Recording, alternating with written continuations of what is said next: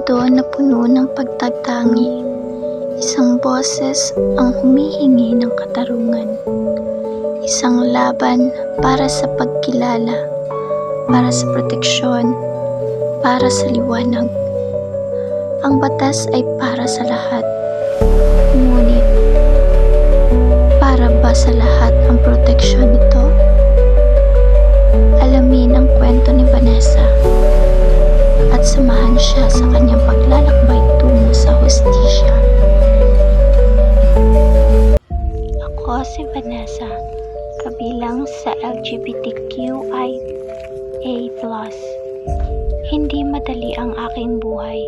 Kinakaharap ang isang problema na hindi maiiwasan, lalo na sa pagkatao ko.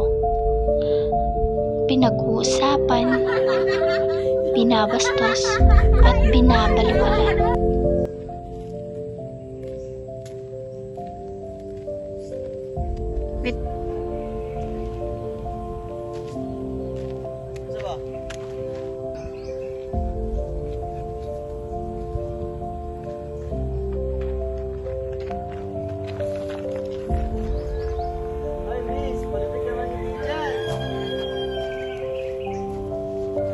Dito, mas kailangan kita ng mas mabuti.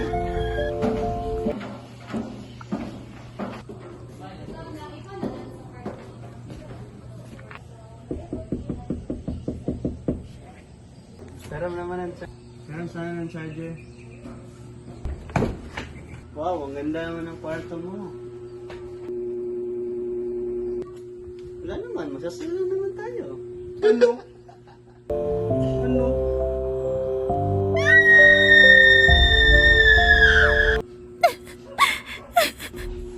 Akala ko, ligtas na ako sa sarili kong tahanan.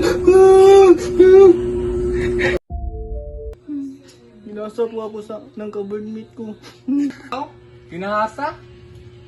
Nagpaayos ka lang? Ganyan ka na umasta? Manalumin ka nga.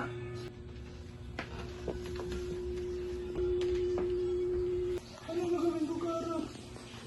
Bakit na? Paano ka ba? Ginasa ako.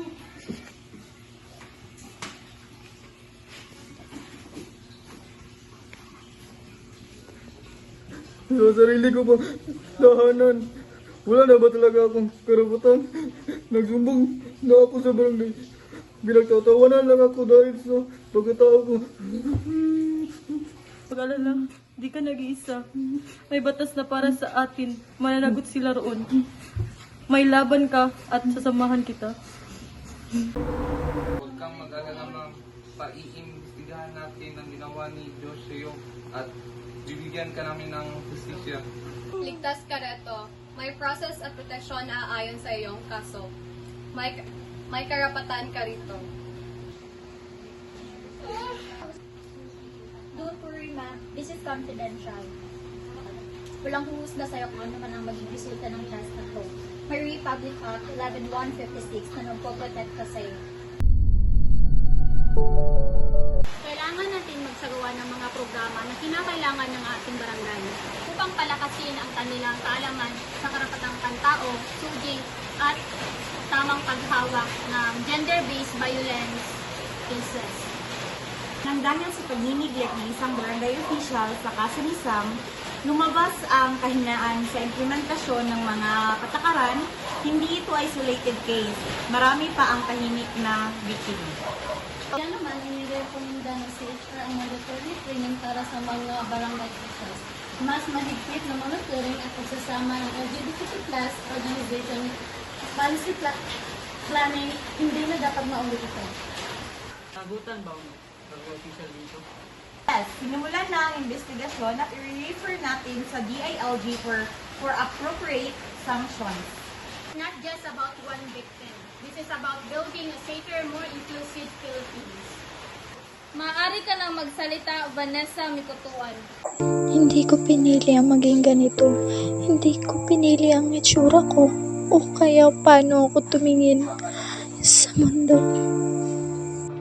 Ipaglalaban ko ang aking karapatan bilang tao at bilang isang mamamayan. Purit kami at may Hindi ito tungkol sa akin, ito ay para sa lahat ng katulad ko na nananahimik, natatakot at hindi pagkakinggan. Ngayon sana ay marinig kami.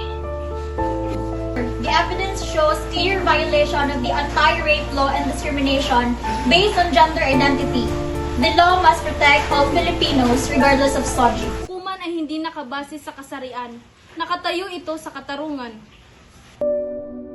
Kasong isinampa laban kay Joshua Pueblo, act of rape under the revised penal code in relation to Republic Act number 8353 in violation of the Safe Spaces Act RA 11313 and the Anti-Discrimination Ordinance. Ang hukuman ay nagpasya Sa ebidensya, testimonya at mga batas na umiiral, ikaw ay hinahatulang guilty. Ikaw ay sinentensyahan ng reclusion perpetua, habang buhay na pagkakakulong para sa kasong panggagahasa. Nagbubuta ng 100,000 sa ilalim ng Ang kwento ni Vanessa, hindi lang kwento ng pang-aabuso. Ito ay kwento ng paglaban ng pag-asa at pagkilala sa sarili. Isang paalala na ang ating katauhan, anuman ang anyo nito, ay may karapatang mabuhay ng malaya at ligtas.